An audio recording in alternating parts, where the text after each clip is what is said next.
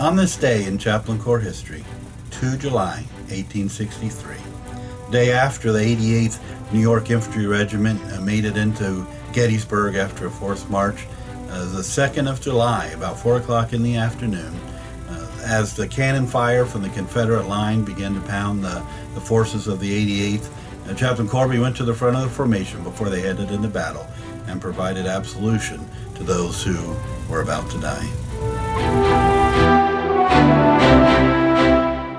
Chaplain Corby attended seminary at the University of Notre Dame. He was ordained in 1860, took a parish there nearby, but then when they asked for volunteers to accompany the troops that were going from Notre Dame into the Civil War, Corby volunteered. He became the chaplain of the 88th Infantry Regiment, which became the Irish Brigade. Corby arranged a military mass in which customary forms of courtesy were used as expressions of religious devotion. The troops presented arms during the more solemn parts of the Mass, bands played at appropriate intervals, and cannon were fired at the consecration. Corby felt that ceremonies without sacraments were inadequate, but that a proper combination of the two make a solemn impression. This, he believed, was a reason why Catholic soldiers treated their chaplains with respect and obedience, while others seemed to show discourtesy and indifference to theirs. Father Corby was involved in more than just religious support and religious ministrations on the battlefield and garrison, but he was involved somewhat in the Temperance Movement, and he received a lot of pledges, many pledges from soldiers, pledges of abstinence. He knew, however, that especially among Irish fighting men, that total abstinence was not a possibility, but he sought after moderation and the reduction of drunkenness. After a long forced march, the 88th New York Infantry Regiment approached Gettysburg on 1 July 1863. They worked through the night and into the next day preparing for battle, which Corby could see the Confederate forces massing. About 4 o'clock, cannon fire started coming into their area, hitting their troops, and Corby knew that they needed to prepare not just for battle, but for the death that may come as part of that battle. As the regiment massed preparing for battle that day, about 4 o'clock in the afternoon, Chaplain Corby went to the front of the formation.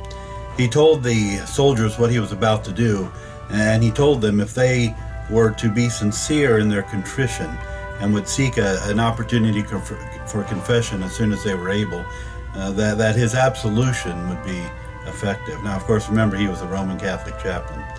So before all of these soldiers, both Catholic and Protestant knelt down because of the solemn occasion that it was, and Chaplain Corby provided absolution, speaking in Latin, for those soldiers who were about to go into battle, many of them about to die. Several years later, Chaplain Corby wrote about that experience he had at the Battle of Gettysburg. He said this about it: "In performing this ceremony, I faced the army. My eye covered thousands of officers and men. I noticed that all, Catholic and non-Catholic, officers and private soldiers, showed a profound respect, wishing at this fatal crisis to receive every benefit of divine grace that could be imparted through the instrumentality of the church ministry. Even Major General Hancock removed his hat, and as far as compatible with the situation, bowed in reverential devotion. That general absolution was intended for all, not just for our brigade, but for all, North or South, who were susceptible of it and who were about to appear before their judge."